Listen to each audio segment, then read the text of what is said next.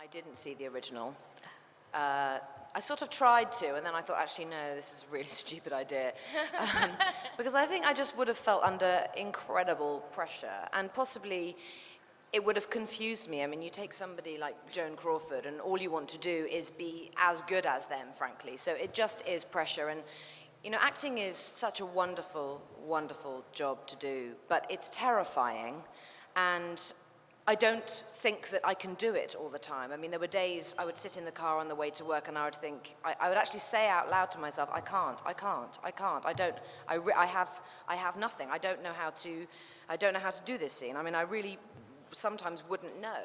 And that happens, you know. We don't have the answers to everything just because we've all been doing this for over a decade.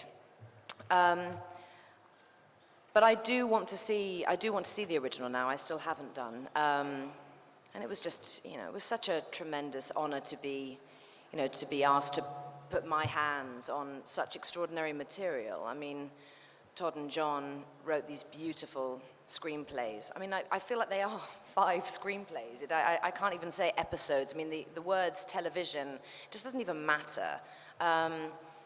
It was a really extraordinary part of all of our lives, actually. And I can't say enough how much I think we all not only appreciated being a part of it, but also appreciated Todd and his incredible direction and writing, but also his ability to cast so wonderfully and to crew up this production in a way that was just stellar. I mean, there really wasn't a weak link across the board. Everyone from the props guys to our wonderful Ed, our cinematographer over there, and the hair and makeup, to everybody. It was truly a rich, full, very exciting and rewarding piece to be a part of.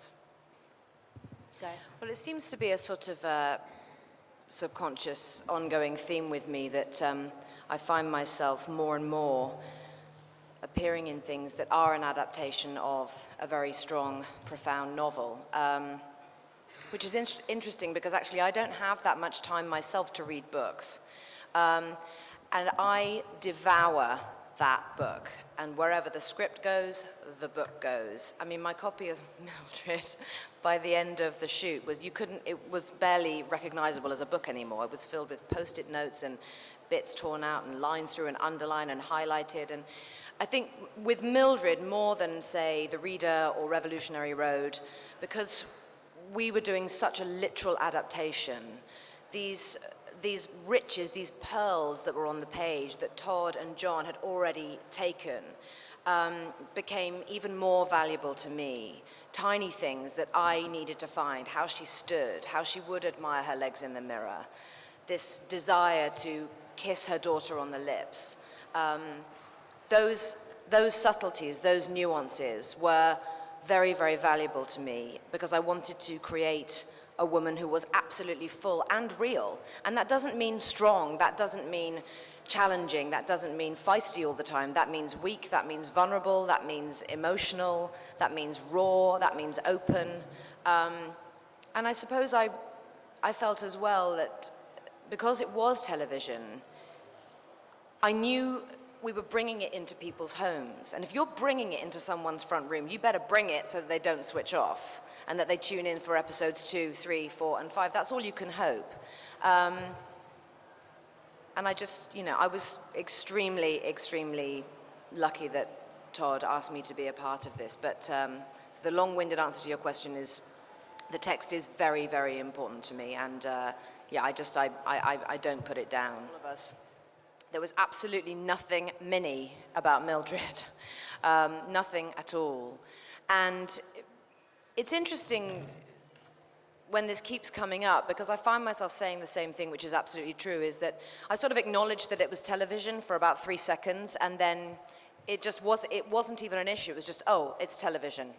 And how amazing, actually. It immediately appeared to me that this was such a luxury because we had 5 hours to tell our story. We didn't have to cut anything out. We didn't have to censor ourselves. We could really get under the skin of all of these people and tell this woman's story. And we had all this time. You don't get to do that on film. You really don't. And just for the record, making television is so much harder than making a movie. It really is, because you have to think much faster, you have to plan ahead, you have to be really self-sufficient, you have to include everybody, you have to be fully prepared, more than on a film.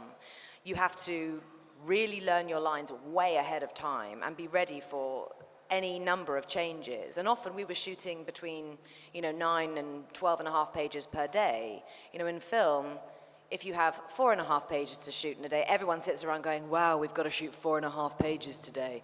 I mean, this was a completely different thing. And for me personally, it was the most challenging job I have done since Titanic, without question.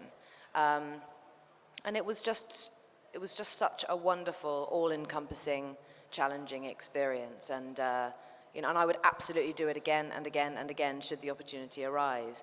And I can't really compare it to Dark Season, because that was 20 years ago. I was 15, and frankly, I felt so lucky to get a job back then. I couldn't believe it. So it's very, very hard to compare. I don't have any plans at this moment in time to do more television, just simply because the opportunity hasn't presented itself to me.